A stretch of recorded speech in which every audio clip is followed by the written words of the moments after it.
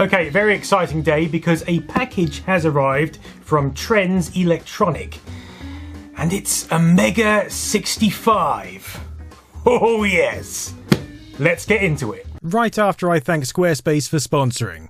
So what is the Mega 65? Well, according to the mega65.org website, it's a 21st century realization of the C65 heritage.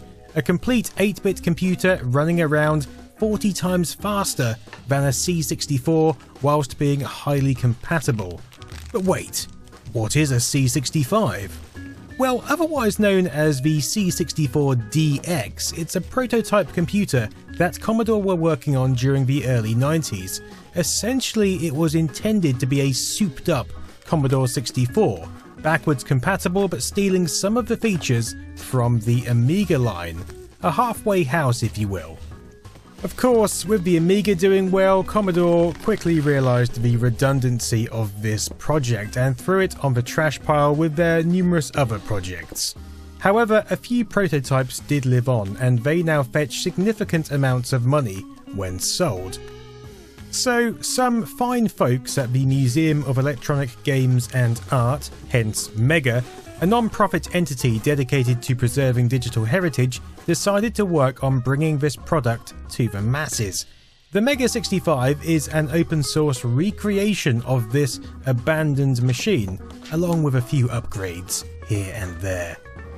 What I have here is the first version of it, the dev kit, intended to allow developers to become familiar with the technology and expand its reach.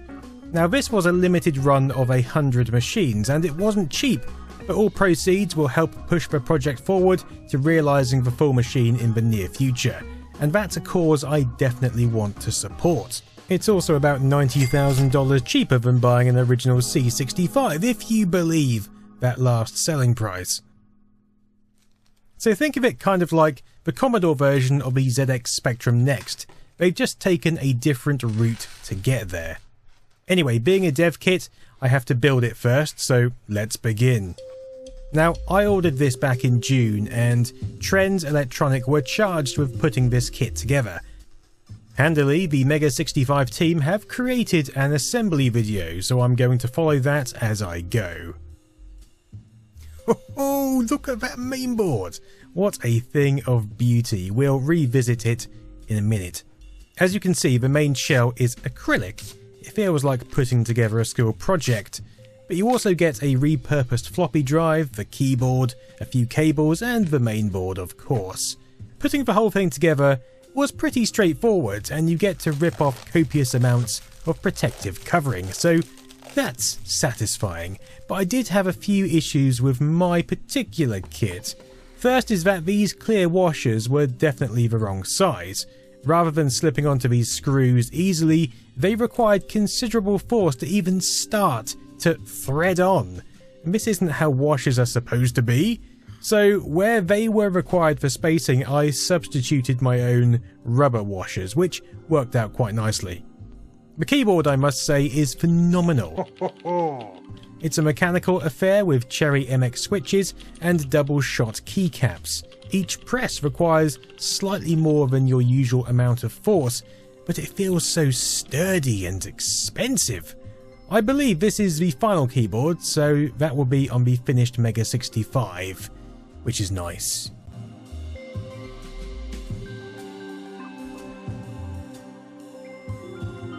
You don't get a battery with this kit, but luckily I had one lying about to power the real-time clock. So the other issue I had was the flimsiness of the plexi laser case. The top panel just didn't want to align properly, and the only thing which made it was slight force. Unfortunately, this slight force also snapped the acrylic. It's not that noticeable, but, you know, still quite irritating. The final part is to pop the SD card in via this access hole on the bottom, and that's preloaded with boot software and the like. And there we go. I mean, it looks absolutely stunning, even with that crack. I love clear plastic already, but the final product really does look amazing. I actually think I prefer it to the C65 case. I mean, look at it. Just look at it. I also seem to have bagged an incredibly low serial number. There were, what, 200 I think original C65 prototypes made, so the Mega 65 team have kicked off this batch starting at 200, which means mine is what, third in the line. So the power cable is unfathomably tiny, so I hope they extend that for the finished product. But anyway, I'm just going to plug in some speakers via the 3.5mm jack and then connect it directly to my trusty IBM VGA flat screen. Time for the moment of truth.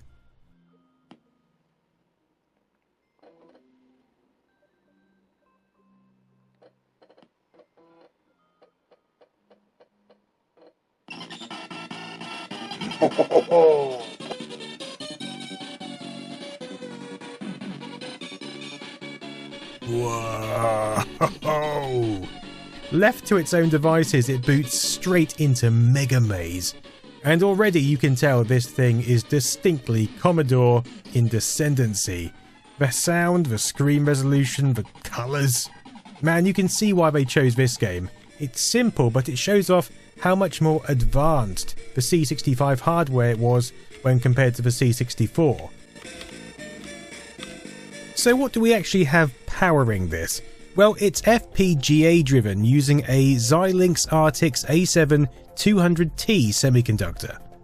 Other cores are in development, such as Amiga and Atari ST, but they'll come in due course. What we've got is a 40MHz 8-bit CPU with 384KB of fast RAM and 8MB of serial RAM, or it will have in the final version. Sound is via 4 SIDs, OPL2 is apparently a work in progress, and there's 4-channel 16-bit DMA based audio integrated into FPGA. We've got a VIC-4 video controller with VGA and HDMI out, which is nice. There's also a 100Mb LAN and an expansion connector, which can be used with Commodore 64 cartridges and future expansions. Of course, we've also got the licensed Commodore 65 ROM, which gives us this boot screen. I'm sure many of you are familiar with this screen, but I'm also sure that many of you have actually never used it in the flesh. These machines offer that chance, and frankly, it's amazing. I've been wanting to get my hands on one of these for ages. I love what the team are doing here. So let's dig a bit deeper.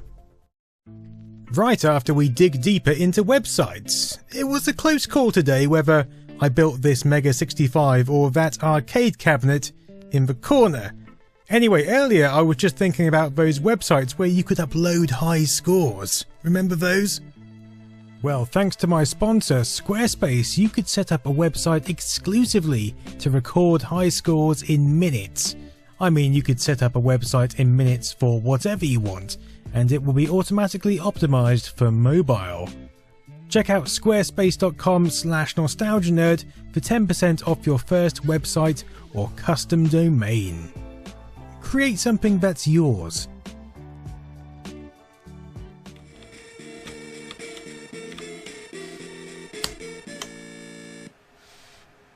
Okay, so the menu that you'll use most often is the freeze menu. You can get to it by holding down the restore button for 1 second. The borders flash and then we get this screen.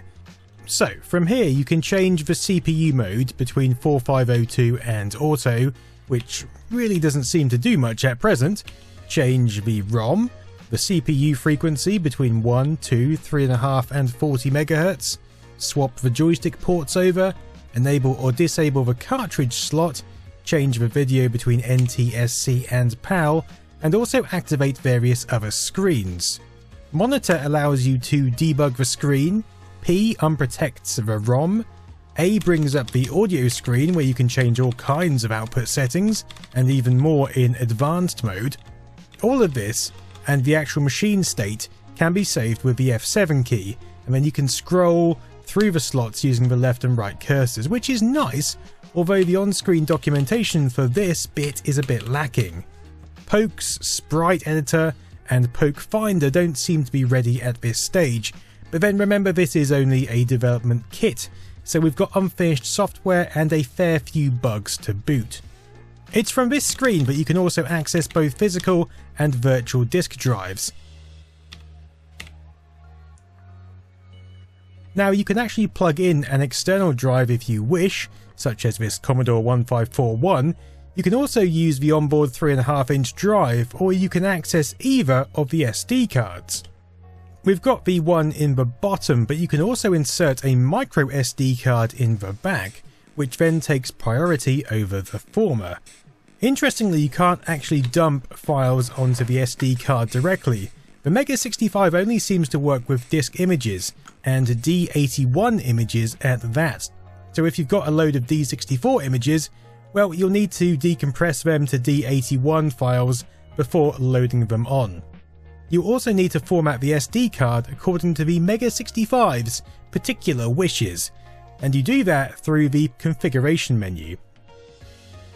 Both the power switch and the reset switch are on the left hand side, although for this we'll need to do a cold boot whilst holding down Alt. Turn it on and you get this screen. There's a keyboard test utility, a configuration menu, and a disk management utility. It's from here that you can format your SD card, and this sets up a couple of partitions, makes the card bootable, but then also allows you to insert it into your PC and copy across files as needed. You can see that we've got both the Mega 65 ROM on the original card, along with the Freeze screen program, the audio mix program, and a few disk images. So you need these files on the card to access those earlier menus. If you boot the system without an SD card inserted, you get this screen, which doesn't seem to do much at all. Anyway, we'll come back to those supplied disk images a bit later. The configuration utility allows you to change joystick and mouse emulation settings, chipset and real-time clock settings, the standard video mode, some audio options, and to specify your MAC address if you were to hook this thing up to your network. But for now, let's look at some compatibility and some games. On booting, you can interrupt the auto load to that maze program by pressing Run Stop. This plonks you straight into 65 Basic or Basic 10. You can access your disk images from here, just like you would using a Commodore 64, or you can type Go 64 to boot into Commodore 64 mode. This is also possible directly by holding down the Mega key on boot. Now once you've mounted a disk image, Shift and Run Stop will automatically load the first program on the disk, or you can do it the old-fashioned way. One really nice feature about this system is that by default it will produce disk sounds to add atmosphere, as they say, even if you're not reading from an actual disk. Plugging a joystick into port 2 is as easy as it has ever been, so let's get cracking. Let's kick off with Driller. Okay, so it loads, and everything looks like how I remember this game on my 64 when I was drawn into this wonderful new 3D world of intrigue and curiosity. Of course, with standard clock speeds it's slow, but speed it up to 2 MHz and it's a little better. Ah, we are rocking now. 3.5 MHz and it's a bit better again. 40 MHz and yeah, actually that's a bit too much. Okay, how about Stunt Car Racer? Well, the screen is looking a little corrupt here. It gets even more corrupt when playing with speed settings. In part that's due to the system forcing programs to freeze halfway through code execution, but it's also because at the moment I've got the 65 in NTSC mode.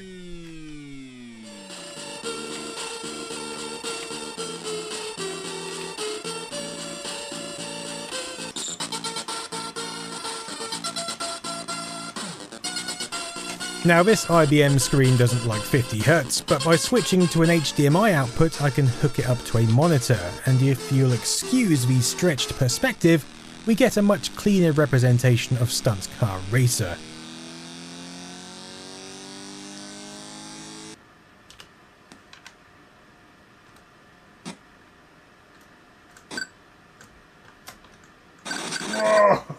2 MHz is very much the optimal speed here, and actually it's incredibly playable at this pace. 2 MHz, nice.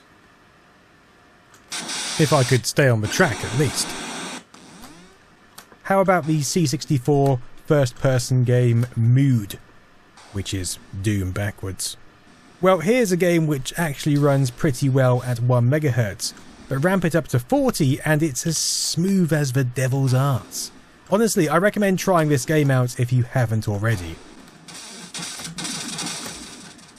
It was about this time that I thought a cartridge game would be nice, maybe one of those excellent boxed examples I received the other week. Okay, so as it stands, the 65 isn't enjoying the cartridge games I have. I tried a few in various screen modes and they all crashed, so I suspect this is another dev kit related issue which will be solved in due course. Alright, let's get back to basic. Now there's already a pretty comprehensive manual for this thing. You can download it from the Mega 65 website, and the amount of detail on the basic commands is quite phenomenal. Remember, all the games I just loaded are really just Commodore 64 games, but the 65 has so much more scope and potential that was never realised. It's a lot faster, it's got new bitplane modes, and it has a complete DOS interface for using that 3.5-inch drive. And the Mega 65 iteration takes it a lot further than even the original intended specs. There's a whole new world to explore. Come on guys, don't include test images that I have to censor. It's also pretty user-friendly in this incarnation. As a very simple visual demonstration, you can change the colours with the press of a key. You can switch to graphics mode, you can even activate the matrix mode debugger by holding down the mega key and pressing tab. Matrix mode debugger. I mean, I just like seeing that screen effect over and over.